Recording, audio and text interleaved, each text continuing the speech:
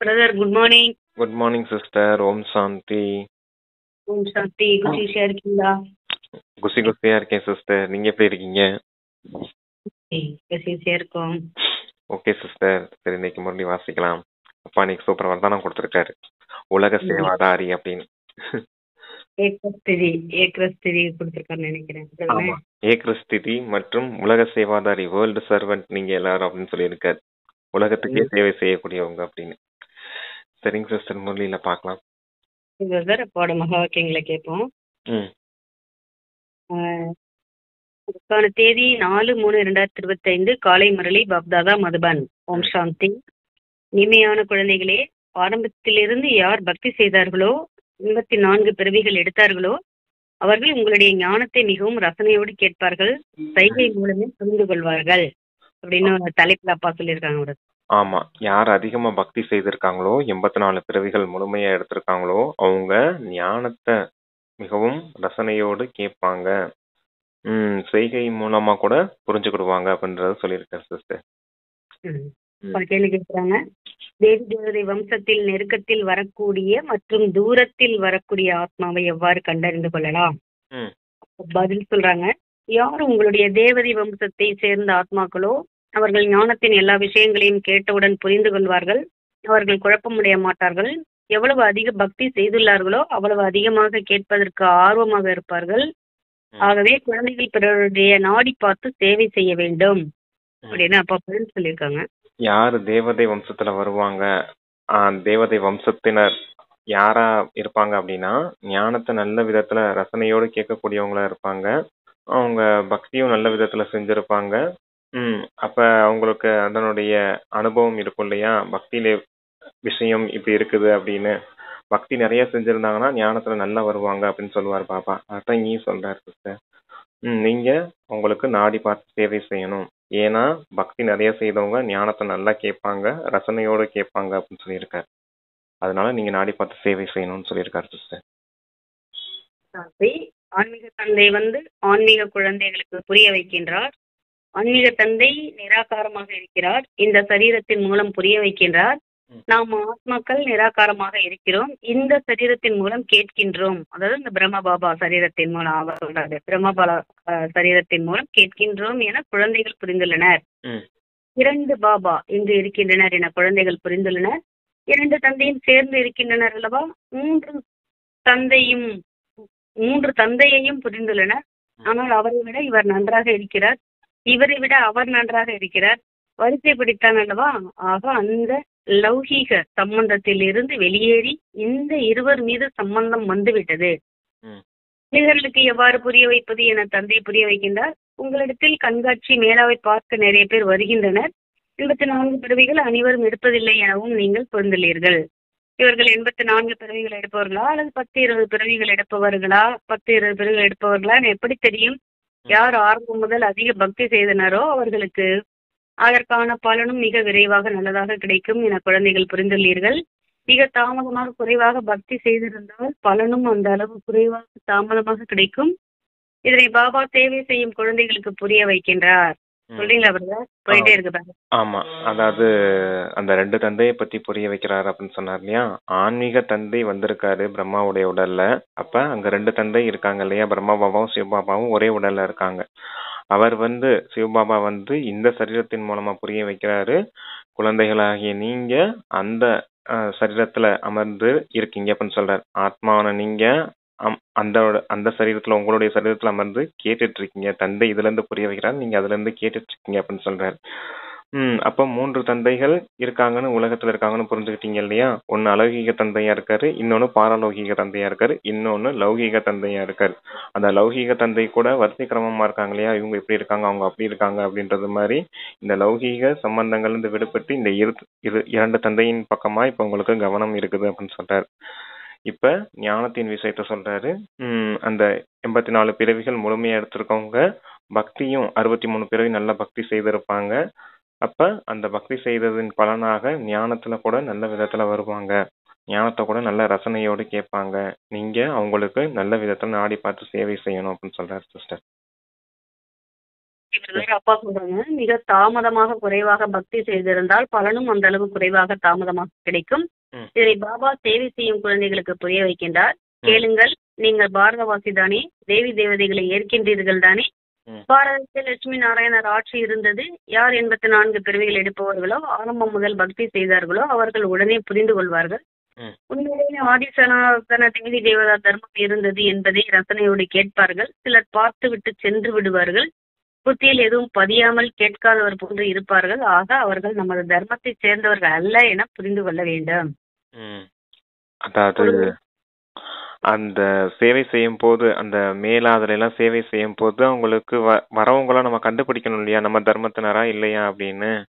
அதுக்காக சொல்றாரு 84 பிறவிகளின் சக்கரத்தை வச்சு சொல்லலாம் அப்படின்றத சொல்றாரு. நீங்க இத சொல்லும் போதே புரிஞ்சுக்கிடுவாங்க உண்மையிலேயே தேவி தேவதா வம்சத்தினரா இருந்தாங்கன்னா அந்த சொர்க்கத்துல சத்தியுகம் அந்த திரேதா யுகம்னு சொல்லும் போதே அவங்க புரிஞ்சுக்கிடுவாங்க அப்படின்னு சொல்றாரு சிஸ்டர். ம் சரி வாசன். போல இருப்பாங்க.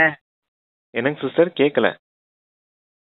இந்த தர்மத்தை சேராதவங்களா இருந்தா ஆ அதாவது பார்த்தும் பார்க்காமல் எதுவும் பதியாமல் கேட்காதவர் போன்றவர் போன்று போல. இருப்பார்கள். ஆமா ஆமா ஆக, ம், இல்ல ரசனையோடு கேட்கக்கூடியவங்க தேவி தேவதா வம்சத்தினரா இருப்பாங்க. ரசனை இல்லாம ஏதோ பார்த்து பார்க்காதமா போறவங்க வந்து நம்ம தர்மத்து ஆத்மாக்கள் இல்ல அப்படின்றத சொன்னார். அதான் முதல்ல ஆரம்பத்திலேயே சொன்னார் 84 பிறவிகள் எடுக்கக்கூடியவங்களா இவங்க, 10 பிறவி 20 பிறவி இருக்கக்கூடியவங்களா அப்படின்றது நீங்க எப்படி கண்டுபிடிச்சுக்கலாம் அப்படின்றத சொல்றாரு. சரிங்க சிஸ்டர். அப்பா சொல்றாங்க, எதுவும் பதியாமல் கேட்காத எதிர்காலத்தில் புரிந்து கொள்வது. சிஸ்டர் உள்ள போயிட்டு வருது சிஸ்டர், சிக்னலே சரியா கிடைக்கல. ஒருவேளை எதிர்காலத்தில் இப்ப கரெக்டா இருக்கா? இப்ப கேக்குது சிஸ்டர், நல்லாதான். மைக்க மறைக்காதீங்க. ஆக அவர்கள் நமது தர்மத்தை சேர்ந்தவர்கள் அல்ல என புரிந்து கொள்ள வேண்டும். ஒருவேளை எதிர்காலத்தில் புரிந்து கொள்வார்கள். சிலருக்கு புரிய வைத்தால் உடனே தலையை ஆட்டி கொண்டு கேட்பார்கள். உண்மையிலேயே 84 பிறவிகளின் கணக்கு சரிதான். 84 பிறவிகள் என எப்படி புரிந்து கொள்வது என கேட்டால் நல்லது. 84 இல்லையெனில் 82 பிறவிகள் எடுத்தாலும் தேவதை தர்மத்தில் வருவீர்கள். இதனை கூட புத்தியால் புரிந்து கொள்ளவில்லை எனில் இவர்கள் 84 பிறவிகள் எடுப்பவர் இல்லை என புரிந்து கொள்ளுங்கள். அவர்கள் குறைவாகத்தான் கேட்பார்கள். எவ்வளவு அதிகமாக பக்தி செய்தார்களோ அவர்கள் அதிகமாக கேட்பதற்கு முயற்சி செய்வர். உடனே புரிந்து கொள்வர். குறைவாக புரிந்து கொண்டால் அவர்கள் தாமதமாக வருவார் என புரிந்து கொள்ளுங்கள். பக்தியும் சமமதமாக செய்திருப்பார்கள். நிறைய பக்தி செய்பவர்கள் சைகை மூலமாகவே புரிந்து கொள்வார்கள். நாடகம் திரும்ப சுழலும் அல்லவா? எல்லா ஆதாரமும் பக்தியில் உள்ளது. இவர் பாபா அனைவரை காட்டிலும் முதல் நம்பரில் பக்தி செய்தார் அல்லவா? பக்தி செய்தால் பலனும் குறைவாகவே கிடைக்கும். இவை அனைத்தும் புரிந்து கொள்ள வேண்டிய விஷயங்களாகும். சொல்றீங்களா பிரதர்? அதான், குறைவா பக்தி செய்தீங்கன்னா பலன் கூட குறைவா கிடைக்கும். நல்ல விதத்துல பக்தி செய்திருந்தா கூட ஞானத்துல கூட நல்ல விதத்துல வருவாங்க அப்படின்னு சொல்றாரு. பிரம்மாவை பாருங்க, இவர் எந்த அளவுக்கு பக்தி செய்திருப்பாரு, அதனாலதான் இவருக்குள்ளேயே சிவபாபா பிரவேசமா இருக்காரு அப்படின்றது மாதிரி சொல்றாரு. இவரும் நல்ல பக்தி செய்ததுனாலதான் இப்ப ஞானத்தை நல்ல விதத்துல வராரு. அதே போல வரக்கூடிய குழந்தைகளும் நல்ல விதத்துல பக்தி செய்திருந்தாங்கன்னா இந்த ஞானத்தை ரசனையோடு கேட்பாங்க. அவங்களும் ஞானத்துல நல்ல விதத்துல முன்னேறி போவாங்க அப்படின்னு சொல்றாரு. இவர் அப்பா சொல்றாங்க, மேலோட்டமான புத்தி உடையவர்கள் தாரணை செய்ய முடியாது. இந்த கண்காட்சி மேலா தொடர்ந்து நடக்கும். எல்லா மொழிகளிலும் உருவாகும். உலகிற்கும் புரிய வைக்க வேண்டும் அல்லவா? நீங்கள் உண்மையான செய்தியாளர். அந்த தர்ம தலைவர்கள் எதுவும் செய்யவில்லை. அவர்கள் யாரும் குரு இல்லை. குருவிடம் செல்கின்றனர். அவர்கள் சத்கதி தருபவர் அல்ல. அவர்கள் வரும்பொழுது அவர்களின் ஸ்தாபனம் இங்கு இல்லையெனில் சத்கதி யாருக்கு தருவது? அவர்கள் வரும்பொழுது அவர்களின் ஸ்தாபனம் இங்கு இல்லையெனில் சத்கதி யாருக்கு தருவது? குரு எனில் சத்கதி கொடுத்து துக்கமான உலகிலிருந்து விடுவித்து அமைதியான உலகம் அழைத்துச் செல்ல வேண்டும். கிறிஸ்துவும் குரு அல்ல. அவர் தர்மத்தை படைத்தவர் மட்டுமே. அவர்களுக்கு வேறு எந்த அந்தஸ்தும் இல்லை. முதன்முதலில் சதோ பிரதானத்திலிருந்து சதோ ரஜோ தமோவில் வருபவர்களுக்குத்தான் அந்தஸ்து இருக்கிறது. அவர்கள் தமது தர்மத்தை படித்து விட்டு மீண்டும் மறுபிறவி எடுப்பார்கள். நேத்து மம்மா சொன்னாங்க இல்லையா, நேத்து மம்மா கிளாஸ்ல சொன்னாங்கல்ல சிஸ்டர், மம்மா கிளாஸ்ல வந்துச்சுல, அது சொல்றாரு. தர்ம பிதாக்கள் குருமார்கள் எல்லாரும் வந்து அவங்கவுங்க தர்மத்தை தான் ஸ்தாபனை செய்வாங்க அப்படின்றத சொல்றாரு. மறுபிறவி எடுத்து அடுத்து அவங்களுடைய அந்த தர்மத்தை பாலனை செய்யக்கூடியவங்களா இருப்பாங்க. யாரும் ஜீவன் முக்திக்கெல்லாம் அவங்க அழைச்சிட்டு போக முடியாது அப்படின்னு சொல்லியிருந்தாங்க. அதே தான் பாப்பா இங்கேயும் சொல்றேன். ஓகே சிஸ்டர், சரி வாசிங்க. எடுப்பார்கள், மறுபிறவி எடுப்பார்கள். பிறகு எப்போது அனைவரும் தமோபிரதான நிலை அடைவார்களோ அப்போது தந்தை வந்து அனைவரையும் தூய்மையாக்கி அழைத்து செல்வார். சுத்தமாகி விட்டால் பிறகு இந்த அசுத்த உலகில் இருக்க முடியாது. தூய்மையான ஆத்மாக்கள் முக்திக்கு சென்று பிறகு ஜீவன் முக்தியில் வருவார்கள். காப்பாற்றுவர், வழிகாட்டி என கூறுகின்றனர். ஆனால் இதனுடைய அர்த்தம் அவர்களுக்கு தெரியாது. அர்த்தம் தெரிந்தால் இதனை புரிந்து கொள்வார். சத்தியுகத்தில் பக்தி மார்க்கத்தின் வார்த்தை கூட இருக்காது. இதுவும் நாடகத்தில் பதிவாகியுள்ளது. ஆகவே அனைவரும் தனது பங்கை நடிக்கின்றனர். சத்கதி ஒருவர் கூட அடையவில்லை. இப்போது உங்களுக்கு இந்த ஞானம் கிடைக்கின்றது. நான் ஒவ்வொரு கல்பமும் சங்கமயுகத்தில் வருகிறேன் என்று தந்தையும் கூறுகின்றார். இதைத்தான் கல்யாணகாரி சங்கமயுகம் என கூறப்படுகிறது. வேறு யுகத்தை கல்யாணகாரி என கூறுவதில்லை.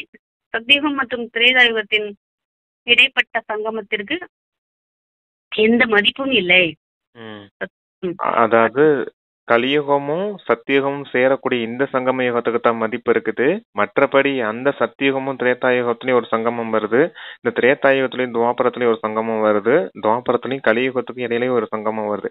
இந்த சங்கமத்துக்கெல்லாம் மதிப்பு கிடையாது அப்படின்னு சொல்றாரு. கலியுகமும் சத்தியுகமும் சங்கமிக்கக்கூடிய யுகமான இந்த சங்கம யுகத்துக்கு தான் மதிப்பு இருக்குது. அதைத்தான் கல்யாணக்காரி சங்கம யுகம்னு சொல்ல முடியும் அப்படின்னு சொல்றேன் சிஸ்டர். சத்தியுகம் மற்றும் திரேதாயுகத்தில் இடைப்பட்ட சங்கமத்திற்கு எந்த மதிப்பும் இல்லை. சூரிய வம்சம் கடந்த பிறகு சந்திரவம்ச அரசாட்சி நடைபெறும். சந்திரவம்சத்திற்கு பிறகு வைசிய வம்சம் வருவார்கள். அதற்கு பிறகு என்னவாகும் அதெல்லாம் யாருக்கும் தெரியாது. அதாவது வைசிய வம்சம் வருவார்கள். அதற்கு பிறகு என்னாகும் அதெல்லாம் யாருக்கும் தெரியாது அப்படின்னு சூத்திரர்கள் ஆயிடுவோம் இல்லையா? அப்ப பல தர்மங்கள் பிரிஞ்சு போயிடும். அப்ப யார் யார் எங்கிட்டு போவாங்கன்னே தெரியாது அப்படிங்கிறாரு கலியுகத்துல. அத சொல்றாரு. அப்படி சூரிய வம்சம் சத்தியுகம், அடுத்து திரேதாயுகம் சந்திரவம்சம், வைசியர் குலம் துவாபரத்துல வருது. அங்கதான் தர்மபிதாக்கள் தர்மாத்மாக்கள்லாம் வந்து ஸ்தாபனை செய்யறாங்க. அதுக்கப்புறம் சூத்திரனா ஆகிறோம் இல்லையா கலியுகத்துல, ஒவ்வொரு கிளையும் தனித்தனியா பிரிஞ்சு போயிடுது. யார் யார் எந்த தர்மத்துல போய் பிறவி எடுப்பாங்களா கணக்கு வழக்கு நிறைய உண்டாயிடும் இல்லையா சிஸ்டர் துவாபர யுகத்துல. அதுக்கப்புறம் யார் எங்க போய் பிறவி எடுப்பாங்கன்னு தெரியாது அப்படின்றத சொல்ற. இருந்தாலும் நம்ம எல்லாம் ஹிந்து தர்மத்துல அந்த சம்ஸ்காரம் இருக்க காரணத்தினால நம்ம எல்லாம் ஹிந்து தர்மத்துல வந்து பிறப்போம் அப்படிங்கிற மாதிரி வருது சிஸ்டர். சரி வாசிங்க. சொல்றாங்க, சித்திரங்களை வைத்திருந்தால் இவர்கள் சூரிய வம்சி நம்மை விட பெரியவர்கள். இவர்கள் சந்திர வம்சிகளாக இருந்தார்கள். சித்திரங்களை வைத்திருந்தால் அதாவது அந்த சுயதர்சன சக்கரமோ இல்லாட்டினா விராட ரூபத்தின் சக்கரமோ இல்லை ஏணிப்படி சித்திரமோ வச்சிருந்தோம்னா அது சொல்லி புரிய வைக்க முடியும் இல்லையா? யார் யார் சூரிய வம்சத்துல வருவாங்க, சந்திர வம்சத்துல வருவாங்க. சந்திர வம்சத்துல வரவங்கள ராஜான்னு சொல்ல முடியும், சூரிய வம்சத்துல வரவங்கள மகாராஜான்னு சொல்ல முடியும், பெரிய செல்வந்தர்கள் அவங்க அப்படின்னு. அதுக்கு சொல்ற சித்திரங்களை வச்சிருந்தார்.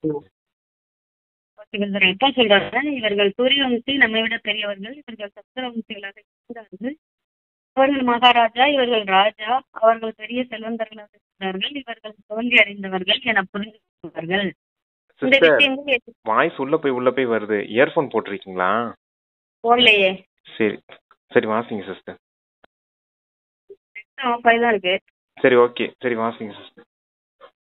இந்த விஷயங்கள் எந்த சாஸ்திரத்திலும் இல்லை.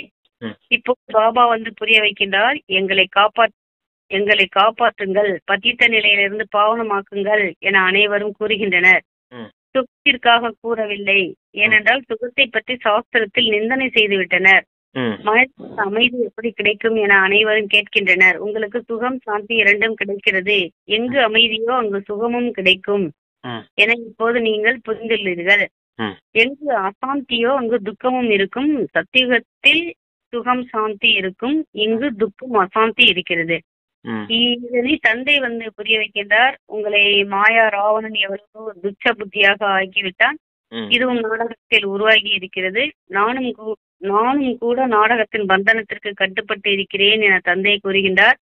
இங்கு நடிப்பு இப்போதுதான் அதனை செய்கின்றேன்.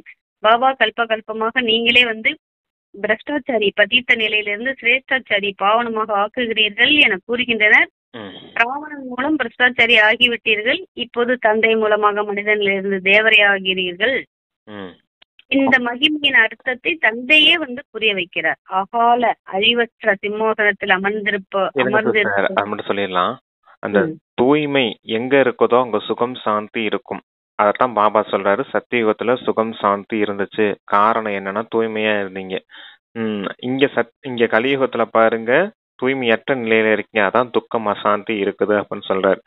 தந்தைக்கு பேரு பதித்த பாவனர் தான். அதனாலதான் உங்களை இந்த தூய்மையற்ற நிலையிலிருந்து தூய்மையாக்கிக்கிட்டு இருக்கேன் இப்ப அப்படின்னு சொல்றேன். இந்த சங்கம யுகத்துல ராவணனை பாருங்க இவ்வளவு துச்ச புத்தி உடையவரை ஆக்கியிருக்கான், உங்களை தூய்மையற்றவனை ஆக்கியிருக்கான். அதனால துக்கம் அசாந்திக்குள்ள போயிருக்கீங்க.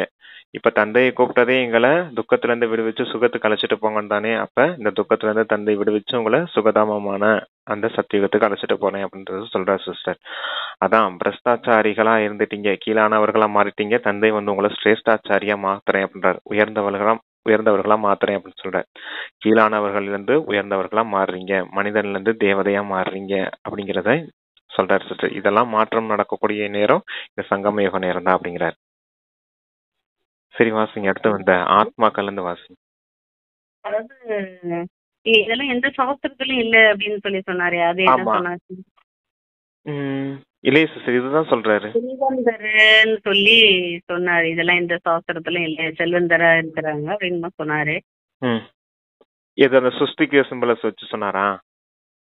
அவர்கள் மகாராஜா ராஜா சொல்லிட்டீங்களா? Okay brother. அப்பா சொல்றாங்க, தந்தையே புரிய வைக்கின்றார். அகால அழிவற்ற சிம்மாசனத்தில் அமர்ந்திருப்பவர்கள் கூட அர்த்தத்தை புரியவில்லை. பாபா உங்களுக்கு புரிய வைத்துள்ளார். ஆத்மா அகால மூர்த்தியாக இருக்கிறது. ஆத்மாவிற்கு இந்த சரீரம் ரதமாக இருக்கிறது. ஆத்மாவை காலன் சாப்பிட முடியாது. ஆத்மா அமர்ந்துள்ளது. சத்தியுகத்தில் உங்களை காலன் சாப்பிட முடியாது. ஒருபோதும் அகால மரணம் ஏற்படாது. அதுதான் அமரலோகம். இது மரணலோகம். இதனுடைய அர்த்தமும் தெரியவில்லை. மனதால் என்னை மட்டும் நினைவு செய்யுங்கள், நீங்கள் பாவனமாவீர்கள் என மிகவும் சகஜமாக புரிய வைக்கிறேன் என தந்தை கூறுகின்றார். இது ஆத்மாக்களை ஒருபோதும் காலன் சாப்பிட முடியாது. எங்கன்னா சத்தியுகத்துல அப்படின்றத சொல்றாரு. பொதுவாகவே ஆத்மாவை காலன் சாப்பிட முடியாதுதான். ஏன்னா சரீரம் தானே அழியும், ஆத்மா ஒருபோதும் அழியாது இல்லையா அப்படிங்கிறாரு. இது மரணலோகமா இருக்குது. அதனாலதான் இங்க துக்கம் அசாந்தி இருக்குது. அது அமரலோகமா இருக்குது. அங்க சுகம் சாந்தி இருக்கும் அப்படின்னு சொல்றாரு. ஏன்னா அங்க ஆத்ம உணர்வுலே இருப்போம். அதனால ஆத்மா அழிவற்றதுன்ற நினைவு இருக்கும் சத்தியுகத்திலையும் திரேதாயுகத்திலையும். ஆனா துவாபர கலியுகத்துல சரீரம் நினைச்சதுனால நம்ம இறந்துட்டோம்னா அவ்வளவுதான் போல நினைச்சு பயம் துக்கம் அசாந்திக்குள்ள போயிடுறோம் அப்படின்றத சொல்றாரு சிஸ்டர். அதனாலதான் இதை மரண உலகம்னு சொல்றாங்க. ஏன்னா தேக உணர்வுகளுக்கு வசமானது காரணத்தினால சரீரம் போயிடுச்சுன்னா அவ்வளவுதான் போல அப்படின்னு நினைச்சிட்டோம் அப்படின்றத சொல்றாரு. இப்போ உங்களுக்கு ஞானம் கிடைச்சிருச்சு, ஆத்மாதான்னு. ஆத்மா எப்பவும் அழிவற்றது அப்படின்றத புரிஞ்சுக்கிட்டீங்க அப்படிங்கிறார். சரி சிஸ்டர் வாசி. அப்பா சொல்றாங்க, சாது சன்னியாசிகளும் பதித்த பாவனரை என பாடுகின்றனர். பதித்த பாவனர் தந்தையை அழைக்கின்றனர். பதித்த பாவனரை என எங்கு சென்றாலும் கூறுகின்றனர். சத்தியமானது ஒருபோதும் மறைய முடியாது.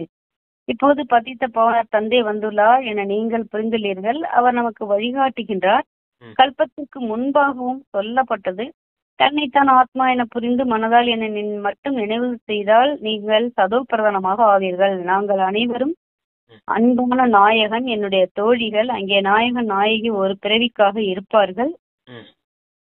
நீங்கள் பல பிறவிகளின் அன்பான நாயகிகள் ஹே பிரபு என நினைவு செய்து வந்தீர்கள். கொடுப்பவர் ஒரே ஒரு தந்தை மட்டுமே அல்லவா? அனைத்து குழந்தைகளிலும் தந்தையிடம் மட்டுமே கேட்பார்கள். ஆத்மா துக்கமடையும் போதுதான் தந்தையை நினைவு செய்கிறது. பாபா எங்களுக்கு சத்கதி கொடுங்கள் என துக்கத்தில் நினைவு செய்கின்றனர். நல்லது. குழந்தை வேண்டுமென குருமார்களிடம் செல்கின்றனர். நல்லது. குழந்தை கிடைத்தால் மிகவும் மகிழ்ச்சி அடைகின்றனர். குழந்தை கிடைக்கவில்லை எனில் ஈஸ்வரனின் விதி என்கின்றனர். சொல்றீங்களா பிரதர்? அதான் அதுக்கு முன்னாடி என்னமோ சொன்னார் சிஸ்டர், மறந்துட்டேன். அதாவது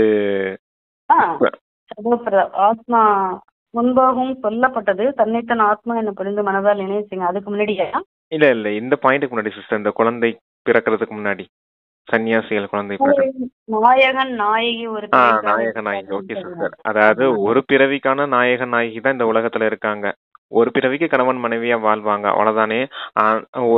அதாவது ஒருத்தர் நினைவு செஞ்சுட்டு இருப்பாங்க. ஆனா நீங்க என்னை 63 பிறவியா நினைவு செய்துட்டே வந்தீங்க இல்லையா? அப்ப நீங்க பல பிறவிகளின் நாயகன் நாயகிகள் அப்படின்னு சொல்ற. பக்தி மார்க்கத்துல தான் துக்கம் வருது, துக்கத்தினால தான் தந்தை நினைவு செய்துட்டே வந்திருக்கீங்க அப்படின்னு சொல்றாரு. புரிஞ்சது இல்லையா? அப்ப நினைவுங்கிறது நாயகன் நாயகி அதை குறிக்கக்கூடியதா இருக்குது அப்படின்றத சொல்றாரு சிஸ்டர். அடுத்து வந்துதான் இந்த குருமார்களை சொல்றாரு. இந்த சன்னியாசிங்க கிட்ட குழந்தை இல்லைன்ட்டு போறாங்க. குழந்தை பிறச்சிருச்சு அப்படின்னா நல்லது அப்படின்னு நினைச்சுக்கிறாங்க. குரு ஆசீர்வாதம் கொடுத்தாரு, அதனால குழந்தை கிடைச்சிச்சு அப்படின்ற மாதிரி சொல்றாங்க.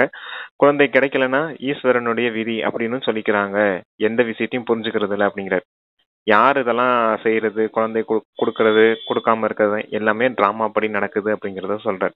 எல்லாம் கணக்கு வழக்கு இருந்துச்சுன்னா குழந்தை பிறக்கும், கணக்கு வழக்கு இல்லைன்னா குழந்தை பிறக்காது, அந்த மாதிரி சொல்றாரு. சரி வாசி. அப்பா சொல்றாங்க, குழந்தை கிடைக்கவில்லை எனில் ஈஸ்வரனின் விதி என்கின்றன.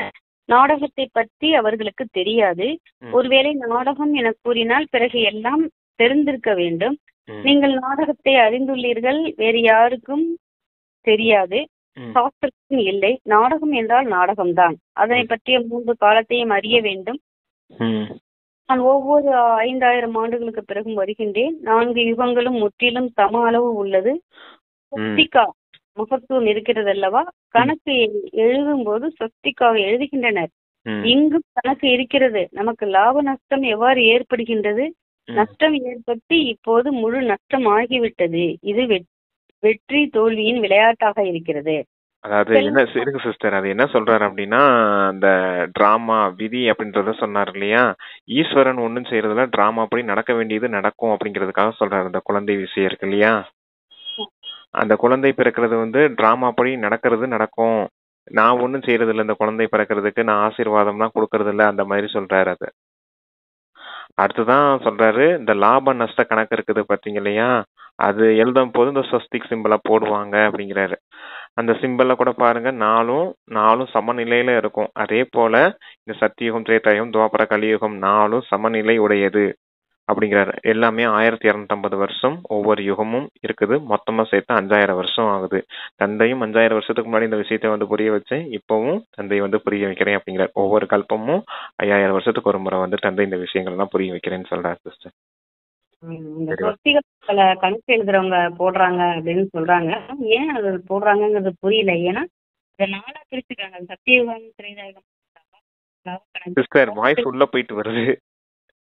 சத்தியுகம், திரேதாயுகம் லாப கணக்கு, ஆமா, கலியுகம் நஷ்ட கணக்குங்கிறது தெரியாம சொஸ்திக சிம்பளம் போட்டுட்டு இருக்காங்கன்னு. அந்த டிராமால இருக்குது நடக்குது அப்படின்றதையும் சொல்றாரு இல்லையா. அதுல அந்த குழந்தை பிறப்புன்னு இருக்குது பாத்தீங்களா, அது ஈஸ்வரன் விட்ட விதி அப்படின்னு சொல்லிடுறாங்க இல்லையா. குழந்தை கிடைச்சிருச்சுன்னா குருமார்கள் ஆசீர்வாதம் செய்தாங்க, அதனால கிடைச்சிருச்சுன்னு நினைக்கிறாங்க. குழந்தை பிறக்கலன்னா ஈஸ்வரன் விட்ட விதி அப்படின்னு சொல்லிக்கிறாங்க இல்லையா. நான் ஒன்னும் இந்த விதியை உருவாக்குறதுல டிராமா படி அது நடக்குது அப்படின்றத சொல்றாரு. ஓகே சிஸ்டர், சரி வாசி. இது வெற்றி தோல்வியின் விளையாட்டாக இருக்கிறது. செல்வம் மற்றும் ஆரோக்கியம் இருந்தால் சுகம் இருக்கிறது. செல்வம் இருந்து ஆரோக்கியம் இல்லை எனில் சுகம் இருக்காது. உங்களுக்கு நான் ஆரோக்கியம் செல்வம் தருகின்றேன், எனவே மகிழ்ச்சியும் இருக்கும். யாராவது சரீரத்தை விட்டால் என்னால் சொர்க்கவாசி ஆகிவிட்டார் என கூறுகின்றனர். ஆனால் மனதில் துக்கமாகி விடுகின்றனர். இதில் மிகவும் மகிழ்ச்சி தான் அடைய வேண்டும் அல்லவா? பிறகு அந்த ஆத்மாவை நரகத்தில் ஏன் அழைக்க வேண்டும்? எதுவும் புரியவில்லை. இப்பொழுது தந்தை வந்து இந்த அனைத்து விஷயங்களையும் புரிய வைக்கின்றார். விதை மற்றும் மரத்தின் ரகசியத்தை புரிய வைக்கின்றார். இப்படிப்பட்ட மரத்தை வேறு யாரும் உருவாக்க முடியாது. இதனை இவர் உருவாக்கவில்லை. இவருக்கு வேறு யாரும் குரு இல்லை. ஒருவேளை குரு இருந்தால் சிஷ்யர்களும் இருப்பார்கள் தானே. இவருக்கு யாராவது குரு கற்றுக் கொடுத்தாரா என்ன? பரமாத்மாவின் சக்தி காரியம் செய்கிறதா என புரிந்துள்ளனர். பரமாத்மாவின் சக்தி எப்படி பிரவேசம் செய்யும்? பாவம் அவர்களுக்கு எதுவும் புரியவில்லை. நான் சாதாரண வயதான உடலில் வருகின்றேன், உங்களுக்கு கற்பிக்கின்றேன். இவரும் அந்த பரமாத்மா சக்தி பிரவேசம் ஆகிறது வந்து மற்ற குருமார்களுக்கு சொல்றாரு. மற்ற குருமார்கள் சொல்லும் போது அந்த இவருக்குள்ள அந்த பரமாத்மா சக்தி இருக்குது, அதனாலதான் இவரு அந்த விசேஷமான காரியங்கள்லாம் செய்யறாரு அப்படிங்கறது மாதிரி பக்தர்கள் நினைச்சுக்கிறாங்க அப்படின்னு சொல்றாரு. பாவம் அவங்க எதையுமே புரிஞ்சுக்கிறது இல்லை அப்படிங்கிறாரு. நான் வந்து இந்த வயோதிகரான பிரம்மாவுடைய சரீரத்தை தான் ஆதாரம் எடுத்து ஞானத்தை தான் கொடுக்கறேன் அப்படின்னு சொல்றாரு. அவங்க மாய வித்தை, மந்திரஜாலம், நோயை தீர்க்கிறது அந்த மாதிரி காரியம்லாம் செய்யறாங்க இல்லையா, அந்த மாதிரி காரியம்லாம் நான் செய்யறது இல்லை அப்படின்றத சொல்றாரு சிஸ்டர். பாவம் அவங்க எதையும் புரிஞ்சுக்கிறது இல்லை அப்படின்னு அந்த மற்றவர்களை சொல்றார். நான் வந்து இந்த பிரம்மாவுடைய உடலை மட்டும்தான் ஆதாரம் எடுத்து உங்களுக்கு ஞானம் சொல்லிட்டு இருக்கேன் அப்படிங்கிற. ஓகே அப்பா சொல்றாங்க, நான் சாதாரண வயதான உடலில் வந்திருக்கின்றேன், உங்களுக்கு கற்பிக்கின்றேன். இவரும் கேட்கின்றார், கவனம் என் மீது உள்ளது. இவரும் மாணவராக இருக்கிறார். இவர் விநாச காட்சியும் பார்த்தார், ஆனால் எதுவும் புரியவில்லை. நாளடைவில் புரிந்து கொண்டார். பிரம்மா பாபா சொல்றாரு, எவ்வாறு நீங்களும் அவ்வாறே புரிந்துள்ளீர்கள். தந்தை உங்களுக்கு புரிய வைக்கின்றார். இடையில் எவரும் புரிந்து கொள்கிறார், படிக்கின்றார். ஒவ்வொரு மாணவரும் படிப்பதற்கு முயற்சி செய்வார்கள். பிரம்மா, விஷ்ணு, சங்கர், சூட்சுமவதன வாசிகள் அவர்களுடைய பங்கு என்ன என்று யாருக்கும் தெரியாது. தந்தை ஒவ்வொரு விஷயத்தையும் தானாகவே புரிய வைக்கின்றார். நீங்கள் கேள்வி கேட்க வேண்டியது இல்லை. மேலே இருப்பது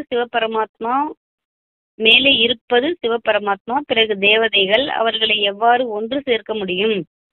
இப்போது தந்தை இவருக்குள் பிரவேசம் செய்திருக்கிறார். எனவே பாப்தாதா என அழைக்கப்படுகிறார் என குழந்தைகள் புரிந்துள்ளீர்கள். தந்தை வேறு, தாதா வேறாக இருக்கின்றனர். தந்தை சிவன், தாதா பிரம்மாவாக இருக்கின்றார். ஆட்சியானது சிவபாபாவிடமிருந்து பிரம்மா மூலம் கிடைக்கின்றது. பிராமணர்கள் பிரம்மாவின் குழந்தைகள். தந்தை நாடக திட்டத்தின்படி தத்தெடுத்து உள்ளார். இல்ல, அந்த கல்பவருஷ மரத்துல பாத்தீங்கன்னு வச்சுக்கோங்க, கீழே தந்தை விதை ரூபமா இருப்பாரு, ஆனா மேல தேவதைகளை காமிச்சிருப்பாங்க தண்டு பகுதியில. அப்ப இந்த வேர் பகுதியில இருக்கவங்க தான் பிராமணர்கள் அப்படின்னு சொல்ல முடியும். இப்ப பிரம்மா உடல்ல சிவபாபா அந்த விதை ரூபமான சிவன் பிரவேசமாயிருக்காரு. அப்ப அதன் மூலமா பிரம்மா மூலமா இந்த வேர் பகுதி வந்திருக்குது அப்படின்றத சொல்றாரு. அதாவது பிராமணர்கள், பிரம்மகுமார் குமாரிகள் அங்க பிரவேசம் அதாவது வந்திருக்காங்க அப்படின்னு சொல்ற. ஏன்னா பிரம்மாவின் வாய் வழி வம்சத்தினர் தானே. பிரம்மா வாய் மூலமா சிவன் கொடுத்த ஞானத்தினால பிறந்தவங்க தான் அந்த வேர் பகுதியில் இருக்கக்கூடிய பிராமணர்கள் அப்படின்னு சொல்றாரு. இந்த பிராமணர்கள் தான் சங்கமயத்துல இருக்காங்க. இந்த சங்கமயத்துல இருக்க பிராமணர்கள் நாளைக்கு தேவி தேவதையா மாற போறாங்க அப்படின்றத அந்த கல்பவருஷ மரத்துல சொல்றாரு. ஓகே சிஸ்டர், அதான் விதை ரூபமா தந்தை இருக்காரு அப்படின்றத புரிஞ்சுக்கணும் அப்படிங்கிறதுக்காக சொல்றாரு சிஸ்டர். அப்பா சொல்றாங்க, தந்தை நாடக திட்டத்தின்படி தத்தெடுத்துள்ளார். முதல் நம்பர் பக்தர் இவர்தான் என தந்தை கூறுகின்றார். 84 பிறவிகள் இவர்தான் முதலில் எடுக்கின்றார். அழகானவர் மற்றும் கருப்பானவரும் இவர்தான். கிருஷ்ணர் சத்தியுகத்தில் அழகானவராக இருந்தார், கலியுகத்தில் கருப்பாகிவிட்டார். பத்தீத்தமாக இருப்பவர் பாவனமாகின்றார். நீங்களும் அவ்வாறு ஆகின்றீர்கள். இதுதான் இரும்பு உலகம், அது பொன் உலகமாகும். ஏணிப்படியை யாருக்கும் தெரியாது, ஏணிப்படியை பற்றி யாருக்கும் தெரியாது. யார் பிற்காலத்தில் வருகின்றார்களோ அவர்கள் 84 பிறவிகள் எடுப்பது இல்லை. அவர்கள் குறைவாக பிறவிகள் எடுப்பதால் அதிகமாக மற்றும் குறைவாக பிறவிகள் யார் எடுக்கின்றனர் என பாபா புரிய வைக்கின்றார். இதுதான் ஞானமாகும். தந்தை மட்டுமே ஞானம் நிறைந்தவராக பதீத்த பாவனராக இருக்கிறார். 3 காலத்தின் ஞானத்தை கூறுகின்றார். அவர்கள் இதனை பற்றி தெரியாது என கூறிவிடுகின்றனர். உன்னுடைய ஆத்மாவை பற்றி தெரியாதவர்கள் பிறகு தந்தையை எவ்வாறு புரிந்து கொள்வார்கள்? வெறுமனே கூறுகின்றார்களே தவிர ஆத்மா எப்படிப்பட்டது என எதுவும் தெரியாது. ஆத்மா அழியாதது, அதில் 84 பிறவிகளின் அழியாத பாட்டு பதிவாகி உள்ளது என நீங்கள் அறிந்துள்ளீர்கள். இவ்வளவு சிறிய ஆத்மாவில் எவ்வளவு பாட்டு பதிவாகியுள்ளது? இதனை யார் நல்ல முறையில் கேட்டு புரிந்து கொள்கிறார்களோ அவர்கள் நெருக்கமானவர்கள். புத்தியில் பதியவில்லை எனில் தாமதமாக வருபவர்களாக இருப்பார்கள். ஞானம் சொல்லும் பொழுது நாடி பார்க்க வேண்டும். புரிய வைப்பவர்களும் வரிசைப்படிதான் இருக்கின்றனர் அல்லவா? இது உங்களுடைய படிப்பாகும். இதனால் ராஜ்யம் உருவாகின்றது. சிலர் மிக உயர்ந்த பதவி அடைகின்றனர். சிலர் பிரஜை நிலையிலும் வேலைக்காரர்களாக ஆகின்றனர். மற்றபடி சத்தியுகத்தில் எந்த துக்கமும் இருக்காது. அதைத்தான் சுகதாமம் தோட்டம் என அழைக்கப்படுகிறது. மேல சொல்லிடுறீங்களா? அதான் 84 பிறவிகளின் பாகம் ஒவ்வொரு ஆத்மாக்களையும் பதிவாயிருக்குது. ஒவ்வொருத்தவங்களுக்குள்ளயும் ஒவ்வொரு விதமான பாகம் பிறவிகளின் கணக்கு இருக்குது. ஒருத்தவங்களுக்கு 84 பிறவிகள் இருக்கும், சிலருக்கு 60 பிறவி, அந்த மாதிரி குறைஞ்சுக்கிட்டே வரும் அப்படின்றத சொல்றாரு. அப்ப எவ்வளவு சின்ன ஆத்மா, அந்த சின்ன ஆத்மாக்குள்ள எவ்வளவு பாகம் பதிவாயிருக்குது அப்படின்றத சொல்றாரு. இப்ப சேவை செய்யும் போது யார் உயர்ந்த பதவிக்கு வருவாங்க அப்படின்னா, இந்த 84 பிறவிகள் முழுமையா இருக்கக்கூடியவங்க இந்த ஞானத்தை நல்ல விதத்துல ரசனையோட கேட்பாங்க இல்லையா, அவங்க வருவாங்க அப்படின்றத சொல்றாரு. அதான் சத்தியுகத்துல உயர்ந்த பதவியும் இருக்குது, தாசதாச பதவியும் இருக்குது, வரிசை கிரமமா இருக்குது இல்லையா அப்படின்றத சொல்றாரு. சேவை செய்யக்கூடியவங்களும் வரிசை கிரமமா இருக்காங்க, வந்து கேட்கக்கூடியவங்களும் தாரணை செய்யக்கூடியவங்களும் வரிசை கிரமமா இருக்காங்கன்னு சொல்றாரு. அதான் ராஜ்ய ஸ்தாபனை ஆகிட்டு இருக்குது, அங்கேயும் வரிசை கிரமமான பதவி தான் கிடைக்கும் அப்படின்றத சொல்றாரு சிஸ்டர். அப்பா சொல்றாங்க, சுகதாமம், அதைத்தான் சுகதாமம் தோட்டம் என அழைக்கப்படுகிறது. சத்தியவத்து சொல்றாரு. ம் கடந்த காலத்தில் இருந்ததால் தான் கடந்த காலத்தில் இருந்ததால் தான் நினைவு செய்கின்றனர் அல்லவா? சொர்க்கம் மேலே உள்ளதாக மனிதர்கள் புரிந்துள்ளனர். தில்வடா கோவிலில் உங்களுடைய முழு நினைவு சின்னம் இருக்கின்றது. ஆதிதேவன், ஆதிதேவி மற்றும் குழந்தைகள் கீழே யோகத்தில் அமர்ந்துள்ளனர். மேலே ராஜ்யம் காட்டப்பட்டுள்ளது. மனிதர்கள் தரிசனம் செய்வார்கள், பணம் போடுவார்கள், ஆனால் புரிந்து கொள்வது இல்லை. ம் குழந்தைகளுக்கு ஞானத்தின் 3வது கண் கிடைத்துள்ளது. நீங்கள் முதலில் தந்தையின் முழு விபரத்தை அறிந்து விட்டீர்கள். ம் வேறு என்ன வேண்டும்? தந்தையை புரிந்து கொண்டதன் மூலம் அனைத்தையும் புரிந்து விட்டீர்கள். ம் ஆகவே மகிழ்ச்சியாக இருக்க வேண்டும். இப்பொழுது நாம் சத்தியுகம் சென்று தங்க மாளிகை உருவாக்குவோம், ராஜ்யம் செய்வோம் என உங்களுக்கு தெரிந்திருக்கிறது.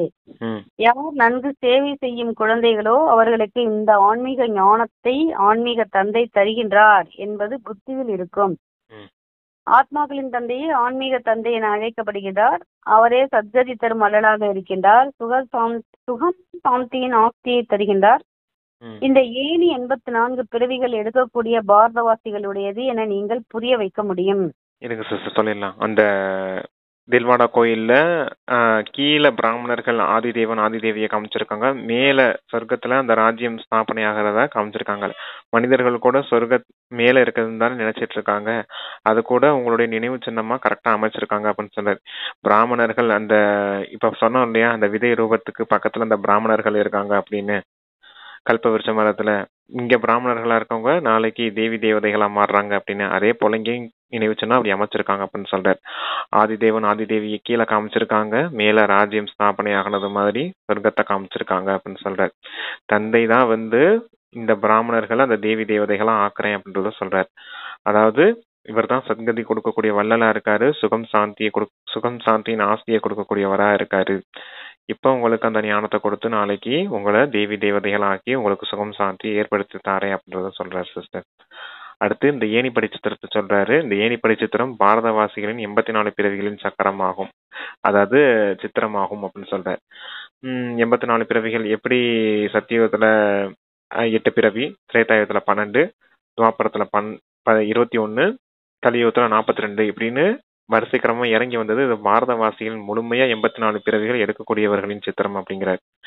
ஓகே சிஸ்டர், வாசி. பிரதர் அப்பா சொல்றாங்க, வேறு என்னன்னு எழுப்பீங்க? அந்த ஏணிப்படி சித்திரத்தோட வட்டீங்க. இப்ப பாரதவாசிகளுடையது என நீங்கள் புரிய வைக்க முடியும். நீங்கள் வருவது பாதி காலத்திற்கு பிறகு. எனவே நீங்கள் 84 பிறவிகள் எப்படி எடுக்க முடியும்? அனைவரின் விட அதிக பிறவிகள் நாங்கள் எடுக்கின்றோம். இவை மிகவும் புரிந்து கொள்ள வேண்டிய விஷயங்களாகும். பத்தித்த நிலையிலிருந்து பாவனமாக புத்தி யோகத்தை ஈடுபடுத்துவதே முக்கிய விஷயமாகும். பாவனமாக ஆவதற்கு வாக்குறுதி செய்து பிறகு பத்தித்தமானால் ஒரே உடைந்து விடுவீர்கள். 5 மாதம் என்ன ஆயிடுமோ? உடைஞ்சு விடுவீங்களா? ஆமா, பாவனமாக ஆவதற்கு வாக்குறுதி செய்துவிட்டு பிறகு பத்தித்தமானால், பாவனமா இருக்கிறோம் அப்படின்னு வாக்குறுதி கொடுத்துட்டு ஞானத்துக்குள்ள வரோம் இல்லையா, பிறகு பத்தித்தமான ஒரேடியாக உடைந்து விடுவீர்கள். 5 மாடி கட்டடத்துல இருந்து கீழே விழுந்தா எப்படி இருக்குமோ அதை போல புத்தி அசுத்தமாயிடும் அப்படின்னு சொல்ல விடாரு. மனம் அரித்து கொண்டே இருக்கும், வாயால் ஏதும் சொல்ல முடியாது. எனவே கவனமாக இருங்கள் என தந்தை கூறுகின்றார். அச்சா மரணி நிறைவேறு. ஆமா, அதாவது இப்ப வாக்குறுதி கொடுக்குறோம் அப்பா கிட்ட, நாங்க தூய்மையா இருப்போம் அப்படின்னு. தூய்மையா இருக்கோன்னு வாக்குறுதி கொடுத்துட்டு தூய்மையற்றவர்களா இப்ப மாறணும் அப்படின்னா வாயை திறந்து உங்களால ஞானம் கூட சொல்ல முடியாது அப்படின்னு சொல்றாரு. அதாவது அதாவது எப்படி சொல்லுவாருன்னா, ஏறினால் சிகரம்னு சொல்லுவாரு, விழுந்தால் சுக்கு நூறு ஆயிடுவீங்க அப்படின்னு சொல்லுவார். அது போல இன்னைக்கு 5 மாடி கட்டடத்தை உதாரணமா சொல்லியிருக்காரு. ஏதாவது தவறு செய்துட்டோம் அப்படின்னா மனசு அரிச்சுக்கிட்டே இருக்கும், பச்சாதாபம் ஏற்பட்டுக்கிட்டே இருக்கும், ஐயோ தவறு செய்துட்டோமே அப்படின்னு. அதெல்லாம் எதுக்கு அனுபவிக்கணும்? தந்தை சொல்ற மாதிரி தூய்மையா இருந்துட்டு போக வேண்டியதானே அப்படின்றது மாதிரி சொல்றாரு அப்பா. சரிங்க சிஸ்டர். தூய்மையா இருந்து ஏன் தூய்மைங்க குறிப்பிட்டு சொல்றாருன்னா, தூய்மைதான் தாய் மாதிரி. தூய்மைங்கிற குணம் இருந்தாதான் சுகம் சாந்திக்கு போக முடியும். சுகம் சாந்திங்கிற குழந்தைகள் பிறக்கும். தூய்மை இருந்தாதான் சுகம் சாந்தியின் ஜனனி தூய்மை அப்படின்னு சொல்லுவார். அதனாலதான் தூய்மை இவ்வளவு வலியுறுத்தி சொல்றாரு அப்பா. Okay sister. இனிமையிலும் இனிமையான தேடி கண்டெடுக்கப்பட்ட செல்ல குழந்தைகளுக்கு தாய் தந்தையுமான பாப்தாதாவின் அன்பு நினைவுகளும் காலை வணக்கமும். ஆன்மீக குழந்தைகளுக்கு ஆன்மீக தந்தையின் நமஸ்தே நமஸ்தே. தாரணைக்கான முக்கிய சாரம்: ஃபர்ஸ்ட் பாயிண்ட் சொல்றாங்க, நாடகத்தை சரியாக புரிந்து கொண்டு மாயாவின் பந்தனத்தில் இருந்து முக்தி அடைய வேண்டும். தன்னை அகோரமூர்த்தி ஆத்மாவாக புரிந்து கொண்டு தந்தையை நினைவு செய்து பாவனமாக வேண்டும். இரண்டாவது பாயிண்ட், உண்மையான செய்தியாளராகி அனைவருக்கும் சாந்தி தாமம் சுகதாமத்திற்கான வழியை காட்ட வேண்டும். இந்த கல்யாணகாரி சங்கம யுகத்தில் அனைத்து ஆத்மாக்களுக்கும் நன்மை செய்ய வேண்டும். எல்லாருக்கும் சேவை செய்யணும் அப்படின்னு சொல்லியிருக்காரு. மேல தூய்மையாகணும் அப்படின்னு சொல்லியிருக்காரு. ஒரு தந்தையை மட்டும் நினைவு செய்து தூய்மையாகணும், கீழே எல்லாருக்கும் சேவை செய்யணும் அப்படின்னு சொல்றாரு. இந்த கல்யாணக்காரி சங்கம யுகத்துல எல்லாருக்குமே சேவை செய்து நன்மைக்கான யுகமா இருக்குது, அதனால எல்லாருக்கும் நன்மை செய்யணும் அப்படின்னு சொல்லியிருக்காரு சிஸ்டர். வரதானம் சொல்றாங்க, தந்தை மற்றும் சேவையின் நினைவு மூலமாக ஒரே ரசனையின் நிலையை அனுபவம் செய்யும் அனைத்து கவர்ச்சிகளில் இருந்தும் விடுபட்டவராகுக. எப்படி ஒரு வேலைக்காரனுக்கு சர்வன்ட் எப்பொழுதும் சேவை மற்றும் எஜமானி நினைவு இருக்குமோ, அதே போல் வேர்ல்டு சர்வன்ட் உலக சேவாதாரி உண்மையான சேவாதாரி குழந்தைகளுக்கும் தந்தை மற்றும் சேவை தவிர எதுவும் நினைவு இருப்பது இல்லை.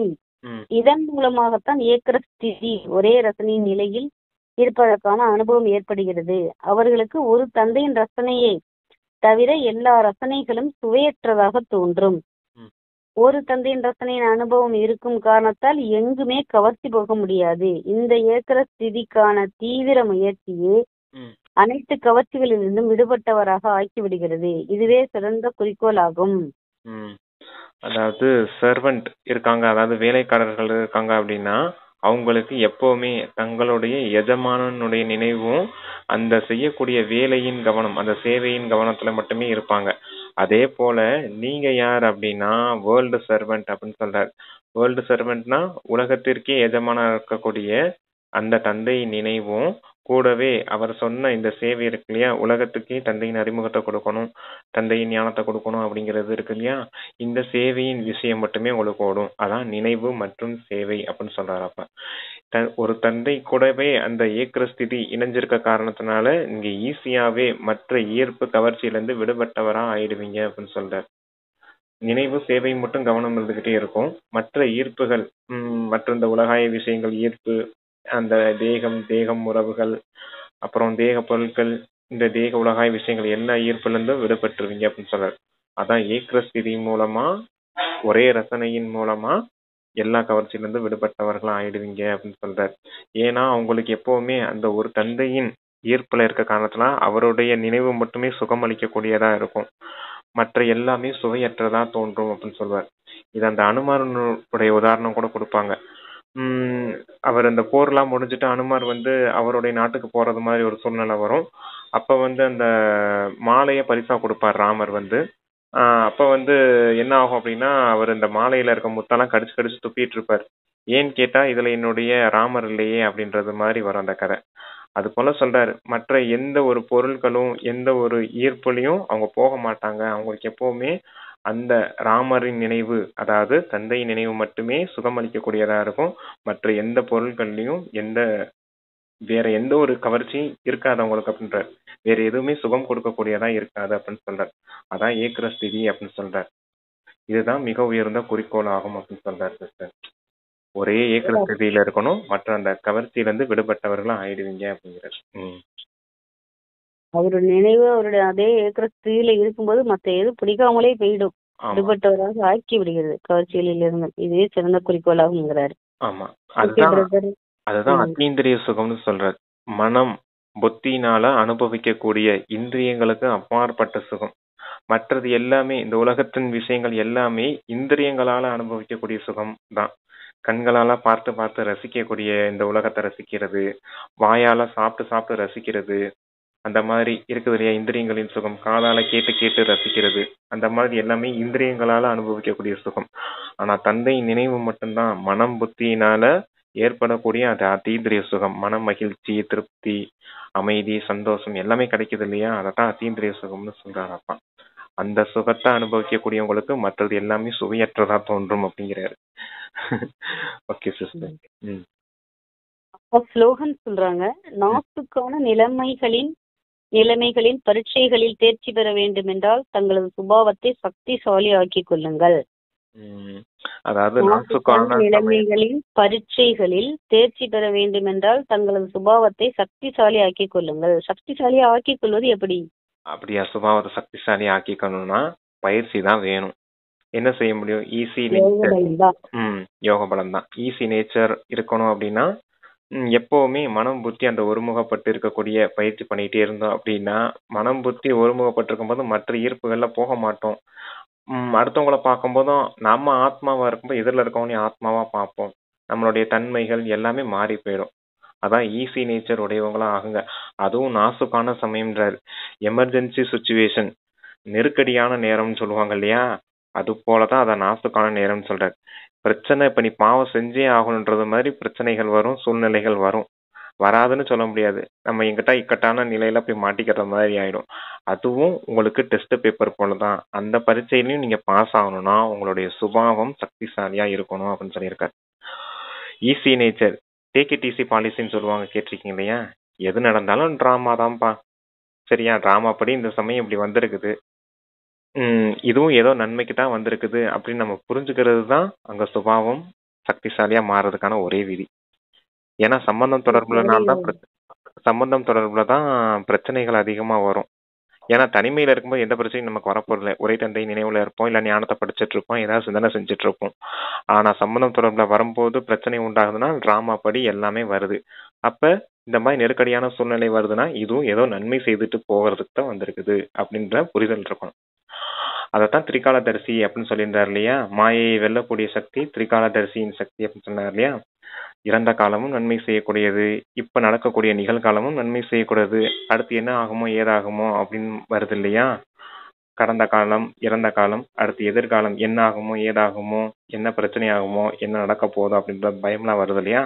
அப்ப அதுவும் கூட நன்மை செய்யக்கூடியதா உங்களுக்கு. இதைத்தான் திரிகாலதரிசி 3 காலங்களையும் நீங்க புரிஞ்சு வச்சிருக்கீங்க இல்லையா? அப்பதான் உங்களுடைய சுபாவம் எளிமையாகும், ஈஸியா இருக்கும், சக்திசாலியா இருக்கும் அப்படின்றத சொல்றேன். திரிகாலதரிசியா இருந்தீங்கன்னா சுபாவம் சக்திசாலியா இருக்கும், நீங்க மாயையின் மீது வெற்றி அடைய முடியும் அப்படின்னு சொல்றேன். Okay sister. சக்திசாலியா சுபாவம் சக்திசாலியா ஆகிறதுக்கு ஒரு 3 கண்டிஷன் வந்து சூரஜ்பாய் ஒரு இதுல சொல்லிட்டு இருந்தாரு ஒரு வீடியோல. ஞானத்தை கேட்கணும், அதுக்கு நல்ல யோக பலம் இருக்கணும், தாரணையில இருக்கணும், சுயராஜ்ய அதிகாரியா இருக்கணும், சொமான்ல இருக்கணும். இந்த 5 வந்து இருந்தோம்னா நம்ம சக்திசாலியா ஆகும் நம்மளுடைய சுபாவம். Okay, super sister. அது கரெக்டா இவ்வளவும் நம்ம அந்த நெருக்கடியான நேரத்துல நினைவு வருமா நமக்கு? இதுல ஏதாவது ஒண்ணுல இருக்கணும். இந்த 5ல அப்பதான் சக்திசாலி மனம். சக்திசாலி மனத்துக்கு அடையாளம் வந்து இது 5ல நம்ம வந்துடணும். ஞானத்தை அப்ளை பண்ற மாதிரி இருக்கணும், இல்ல யோக பலத்துல இருக்கணும், தாரணையில இருக்கணும், இல்லைன்னா சுயராஜ்ய அதிகாரி இருக்கணும், சொமான்ல இருக்கணும். இப்படி இருந்துச்சுன்னா சக்திசாலி மனம் இருக்கு அப்படின்னு நம்ம தெரிஞ்சுக்கலாம் அப்படின்னு சொல்லி சூரஜ். சூப்பர் சிஸ்டர், சொன்னது கரெக்ட் தான். ஆனா பாக்குறப்ப யாராவது சண்டையிட்டு இருப்பாங்க, டக்குன்னு மனசு மாறி போயிடுமே, நம்ம உடனே விளக்கணுமே, இவங்க இப்படி சண்டை போட்டுட்டு இருக்காங்களே, அப்படி ஆயிடுமே இப்படி ஆயிடுமே நினைக்கும் போது என்ன ஆயிடும்? சாலையோர காட்சியா பாத்துட்டு போயிட்டே இருங்கன்னு அப்ளை பண்ணிட்டு போக வேண்டியதான். அந்த செகண்ட் சாலையோர காட்சியா பாத்துட்டு போங்க. இல்ல, அது கரெக்ட் தான். அவங்க சொன்னது விஷயம் எல்லாமே கரெக்ட் தான். நமக்கு தாரணை சக்திசாலி மனசு இருக்கணும் இல்லையா? சுபாவம் ஈஸியா உடனே மாறணும், ஒரு செகண்ட்ல டக்குன்னு மாறணும். என்ன செய்யறது? ஒரே ஏரியா டக்குன்னு ஃபுல் ஸ்டாப் வைங்க அப்படின்னு சொல்றாரு. டக்குன்னு இப்படி ஃபுல் ஸ்டாப் வைக்கிறது ஈஸியான பாயிண்ட், ட்ராமா பாயிண்ட் தான். முற்றுப்புள்ளி வைங்க, அவ்வளவுதான், முடிஞ்சு போச்சு. நன்மைக்கு தான் நடக்கும். அவங்க கணக்கு வழக்கு முடிச்சுக்கிட்டாங்க, நான் விலகி போகக்கூடாது, அவ்வளவுதான். சிம்பிளா முடிச்சிட்டீங்கன்னா முடிஞ்சு போயிடும். ஏன்னா அடுத்தடுத்து சங்கல்பத்தை நிறைய எழுப்பணும் அப்படின்னா நம்ம போய் மாட்டிக்கிறோம் தேக உணர்வுல. சங்கல்பத்தை எழுப்புறது, வார்த்தைகளை விடுறது, நமக்கு வந்து ரெண்டையும் கரெக்ட் பண்ணிட்டோம்னா நமக்கு வந்து அப்ப வார்த்தை என்ன வரும்? இல்ல, இப்ப நான் சொன்ன அந்த பாயிண்ட் வச்சுக்கோங்களேன், நன்மைக்கு தான் நடக்குது. வார்த்தைகள் எப்படி வரும்? டிராமா அப்படி வரும். இல்ல நன்மைக்கு தான் நடக்கும்னு வாயிலே வரும். மனசும் நன்மைக்கான அந்த சங்கல்பத்திலயும் உங்களுக்கு நன்மைக்கு தான் நடக்குது அப்படின்னு தெரிஞ்ச வச்சுன்னா, ஏதோ நன்மைக்கு தான் நடக்குது, சரிப்பா சண்டை போடாதீங்கப்பா, விட்டுட்டு போங்கப்பா, நாளைக்கெல்லாம் அவங்க பாட்டுக்கு பேசிக்கிற வேணாமா அப்படின்னு எதையா சொல்லி சமாளிச்சிருவோம் இல்லையா? உங்களுக்கு அதை ப்ராக்டிஸ் பண்ணி பார்த்தீங்கன்னா தெரியும் சிஸ்டர். அந்த நன்மைக்கான வார்த்தைகள் அப்படிங்கிறத ப்ராக்டிஸ் நிறைய பண்ணி பாருங்க, அது உங்களுக்கு தெரியும். அந்த நன்மையின் வார்த்தை எப்படிப்பட்டது அப்படின்னு. ஒரே வார்த்தையில ஃபுல் ஸ்டாப் வச்சலாம் நம்ம. சரி வாசிங்க. அவ்யக்த சமிகை கொடுக்கறாங்க. சத்தியம் மற்றும் பண்பாடு என்ற கலாச்சாரத்தை கடைபிடியுங்கள். உண்மை பண்பாடு. எப்பொழுதாவது ஏதாவது அசத்தியமான, அதாவது உண்மை இல்லாத விஷயத்தை பார்க்கிறீர்கள் அல்லது கேட்கிறீர்கள் என்றால் அந்த அசத்தியத்தை, உண்மை இல்லாதவற்றை வாயுமண்டலத்தில் பரப்பாதீர்கள் அப்படின்னு சொல்றாரப்பா. ஒரு சிலர் கூறுகின்றனர் இது பாவ செயலாகும் அல்லவா, ஒரு சிலர் பரப்புகின்றாங்களாம் இது பாவ செயல் அப்படிங்கிறாரு. பாவ செயலை பார்க்க பொறுப்பது இல்லை என்று ஒரு சிலர் கூறுகின்றனர் அல்லவா, பாவ செயலை பார்க்க பொறுப்பதில்லை என்று. ஆனால் வாயுமண்டலத்தில் அசத்தியத்தின் விஷயங்களை பரப்புவது இது கூட பாவமாகும். உண்மைக்கு புறம்பான விஷயங்களை வாயுமண்டலத்துல பரப்புறது கூட பாவமாகும் அப்படிங்கிறாரு. லௌகீக சொல்லுங்க பிரதர். அதாவது வாயுமண்டலத்துல எப்படி பரப்புறது, நம்ம எப்படி வாயுமண்டலத்துல பரப்பிக்கிட்டு இருக்கோம் சொல்றது வழியில இல்ல நினைக்கிறதா, ரெண்டுமே மனசுனால அதை வீணா சிந்தனை செஞ்சுக்கிட்டே இருக்கிறதுனால இந்த வைப்ரேஷன்ஸ் பரவுது வாயுமண்டலத்துல. அதான் சொல்றாராப்பா, அசத்தியத்தின் விஷயம், உண்மையில்லாத விஷயம். கரெக்டா சொன்னீங்க. உண்மையில்லாத விஷயத்த பார்த்தாலும் கேட்டாலும் நீங்க அதுல இருந்து விடுபட்டு அந்த வாயுமண்டலத்துல பரப்பாம இருக்கணும். ஏன்னா வாயுமண்டலத்துல பரப்புறது கூட பாவச் செயலாகும் அப்படின்னு சொல்ற. ஒரு சிலர் சொல்றாங்க இது அசத்தியம் இல்லையா, உண்மை இல்லாத விஷயத்தை இவங்க பேசுறாங்களே செய்யறாங்களே அப்படின்னும் போது அங்க பிரச்சனை ஆயிடுது இல்லையா அப்படின்றத சொல்றாரப்பா.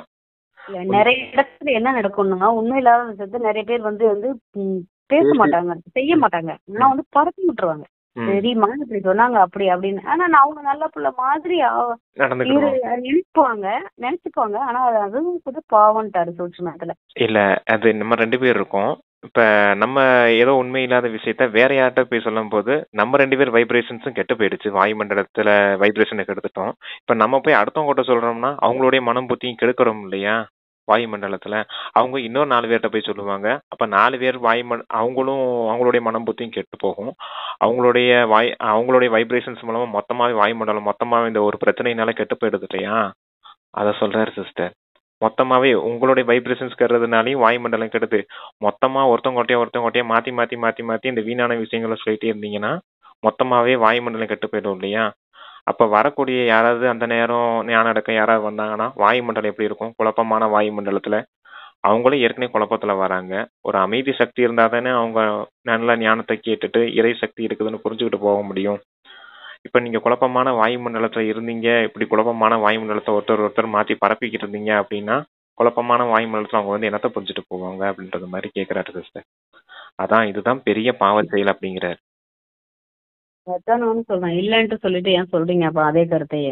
எஸ் பிரதர், எஸ் சிஸ்டர், இப்படி சொல்லலாம் அப்படி ஒரு சொல்லலாம்ல நீங்க. என்ன சிஸ்டர் சொல்றீங்க? ஓகே பிரதர், நான் பிறகு சொல்றேன்.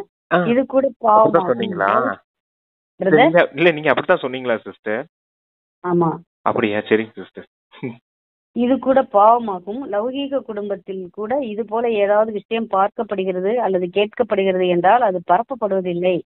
காதால் கேட்டார்கள் மற்றும் உள்ளத்தில் மறைத்து விட்டார்கள். யாராவது வீணான விஷயங்களை பரப்பும் காரியம் செய்கின்றார்கள் என்றால் இந்த சிறு சிறு பாவங்கள் பரப்பும் கலையின் அனுபவத்தை நீக்கி விடுகிறது. ஆகவே இந்த கர்மங்களின் ஆழமான வேகத்தை புரிந்து உண்மையான ரூபத்தில் சத்தியத்தின் சக்தியை தாரணை செய்யுங்கள். சொல்லுங்க சிஸ்டர். அதான் முடிஞ்சிச்சு, நிறைவாது. சரி, அந்த சத்தியத்தின் சக்தியை தாரணை செய்யுங்க, இந்த பொய்யான விஷயங்களை பரப்பிட்டு இருக்காதீங்க, சத்தியத்தின் சக்தியை தாரணை செய்யுங்க அப்படின்னு சொல்றாரு. Okay sister. அந்த வாயுமண்டலத்துல அத யார்கிட்டையும் ஒருத்தர் மாத்தி சொல்லி பரப்பிட்டு இருக்காதீங்க அப்படின்றத சொல்றாரு. Okay sister. பரப்பிட்டே இருந்தோம்னா நம்மளால அந்த பறக்கும் கலையை வந்து அது வந்து நம்ம கட் பண்ணி விட்டுடும், ஸ்லோ பண்ணிடும் அப்படிங்கிறாரு. அதனால கர்மத்தின் ஆழமான வேகத்தை புரிந்து கொண்டு உண்மையான ரூபத்தில் சத்தியத்தின் சக்தியை மட்டும் தாரணை செஞ்சோம்னா பறந்துட்டே இருக்கலாம்ன்றாரு. தந்தை நினைவுல இருக்க முடியும் அப்படின்னு சொல்லி இருக்காருல்ல. சரிங்க சிஸ்டர். Okay, thank you sister. நல்லா இருக்கு வைத்து சொன்னீங்க. Very fine. பாபாவுக்கு நன்றி. Thanks brother. Om Shanti. Om Shanti. Thank you sister. Thank you Baba.